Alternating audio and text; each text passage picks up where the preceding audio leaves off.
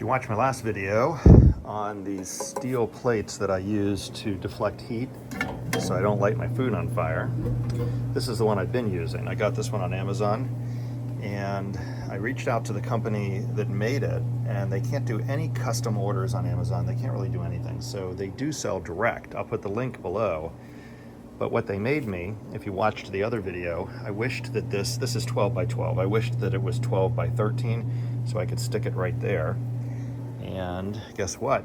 They made me one for exactly the same price, 12 by 13. They rounded off the edges.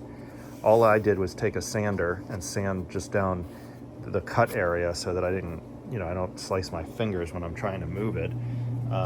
This one, I'll go ahead and pressure wash and give it to my son. But let's see if it does what I want it to do. By the way, when they ship it to you, it comes in a box, just like this. It's basically a custom box. It was $70, and I think that included shipping. Maybe it was $8 for shipping. Oh my God, it must weigh like 10 pounds. But there we go, look at that. That fits exactly perfect.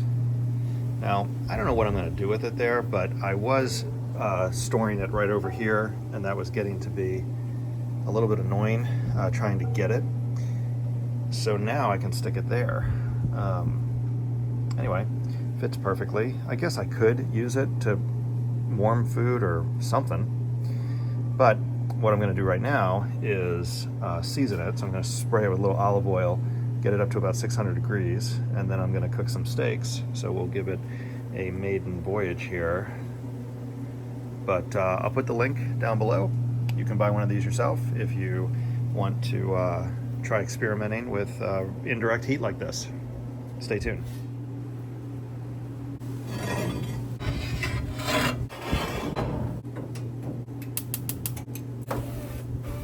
.600 degrees. Starting to get a little seasoning in on there. It'll turn black like this one. This one needs to be scraped because of the last time I cooked. But if you watched my last video on cooking those pork chops, this is basically exactly the same.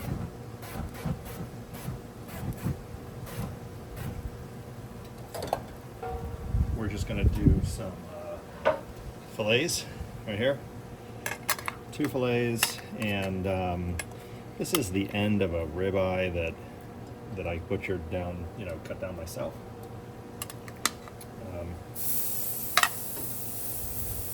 So because it's so thin, we'll just put that on at the very end. But this is so dummy proof. You sear and you bake, and this plate keeps it from catching on fire.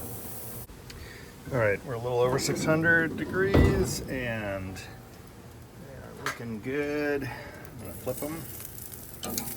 Ooh, hot. Let's see what they are in the middle.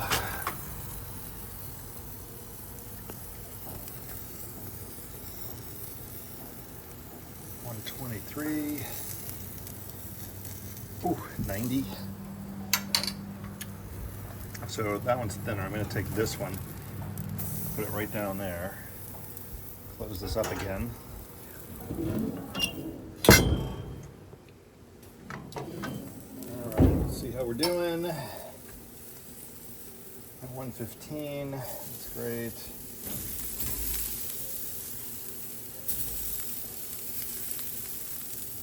And let's go ahead and cook this.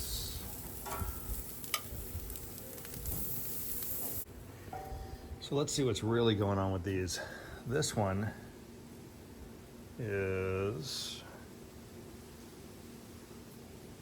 130, 134. So that's going to be perfect for my wife. This one, 115, 112.